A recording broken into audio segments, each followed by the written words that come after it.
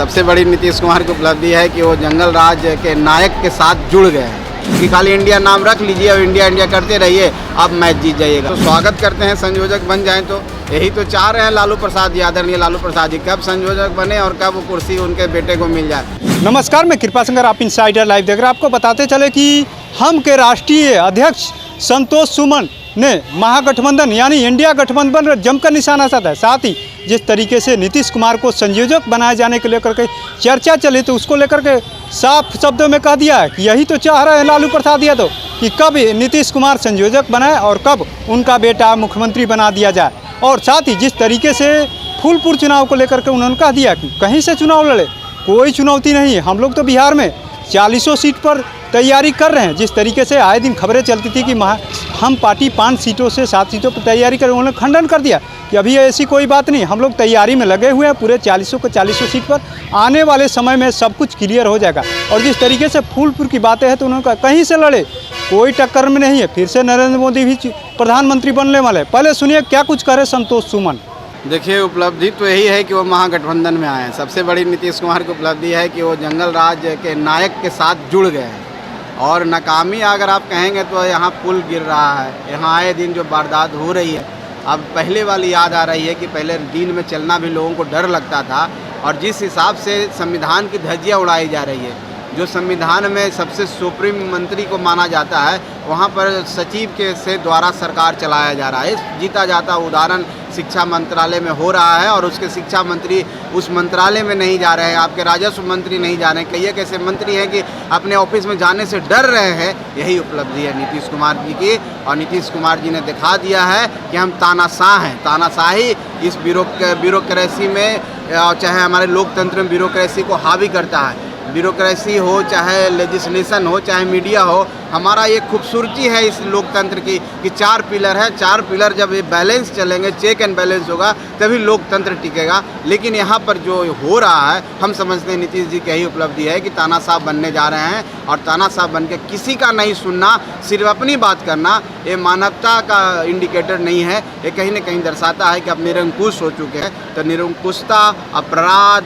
अशांति और जो डर और भय का जो माहौल है, यही हम समझते हैं कि उनकी उपलब्धि है। सर, इंडिया गठबंधन बनी है तो क्या आपको लगता है कि उसे जीत मिलेगी? देखिए, कोई नाम इंडिया रख लेने से जीत की गारंटी नहीं है।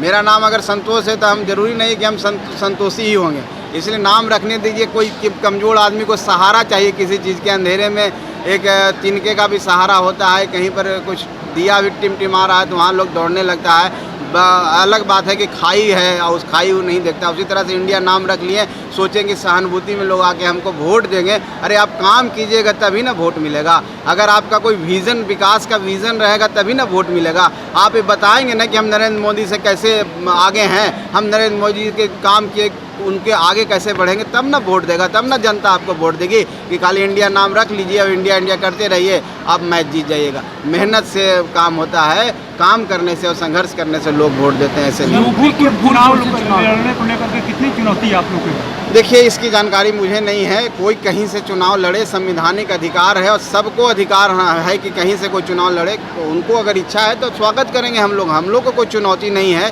कोई इस तरह की चुनौती नहीं। कहीं से कुछ चुनाव लड़े, उससे क्या फ़र्क पड़ता है। आप लोग भी गठबंधन में थे तब जाति जनगणना की शुरुआत की गई थी और आप लोग बाहर एनडीए में चले आए हैं। कहा जा रहा है कि जिस तरीके से जाति जनगणना में हार हुई है, उसी तरीके से आने वाले चुनाव में भी हार होगी। देखिए, पहले तो वो बोलते थे कि न्यायालय पर विश्वास ही नहीं करते थे। वो बोलते थे कि भाजपा, भारतीय जनता पार्टी सभी संस्थाओं को अपने कब्जे में कर रखी है, क्या क्या नहीं बोलते थे। और आज राहुल जी को उसी न्यायालय से सम्मान मिला, उसी न्यायालय से न्याय मिला, जैसा कि वो बोल रहे हैं। मान लीजिए जाति जनगणना में वो कह रहे हैं कि हमारी जीत हुई, तो न्यायालय पर अगर भरोसा है तो वो कभी हार जाएंगे तो कहेंगे ईवीएम का दोष है।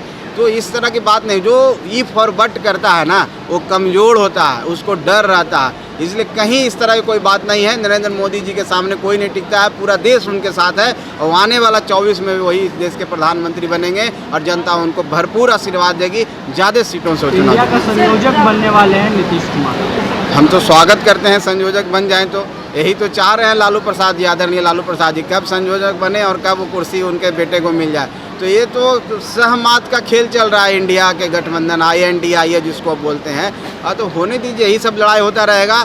कोई चेहरा नहीं आएगा और इसी तरह लड़ते लड़ते वो बिखर जाएंगे। कितनी सीटों के लेकर के आपकी तैयारी? देखिए अभी हम लोग सारी सीटों पर तैयारी कर रहे हैं, 40 सीटों पर तैयारी करते हैं। इसलिए तैयारी कर रहे हैं कि हमको अपने सहयोगियों को भी मदद करना है। हम जितना मजबूत रहेंगे उतना ही हम अपने गठबंधन को जिताने का काम करेंगे। बाकी हम कितने सीटों पर लड़ेगा इसकी अभी प्रारंभिक बात सब हो गई है, लेकिन ये मीडिया में बोलने की बात नहीं है। बाकी कुछ सीटों पर रहता है, वो आने वाला समय में सब। हम 5 सीट कभी नहीं बोले, हमने बोला मेरी तैयारी थी उस समय, आज 2-3 महीना पहले बोला था। तो आपने सुना किस तरीके से संतोष सुमन ने नीतीश कुमार पर जमकर हमला बोला। उन्होंने कह दिया कि जिस तरीके से इंडिया गठबंधन में सहमत का खेल चल रहा है, लालू प्रसाद यादव से चाह रहे हैं कि कब नीतीश कुमार संयोजक बना दिया जाए और कब उनका बेटा तेजस्वी यादव बिहार का मुख्यमंत्री बन जाए। और साथ ही जिस तरीके से फूलपुर की बात हो रही है तो उन्होंने कह दिया हमको ये पता नहीं है, लेकिन अगर कहीं से भी लड़ते हैं तो कोई एनडीए को चुनौती नहीं है। आने वाले समय में नरेंद्र मोदी ही प्रधानमंत्री बनेंगे। तो ऐसी तमाम खबरों को देखने के लिए इनसाइडर लाइव देखते रहें।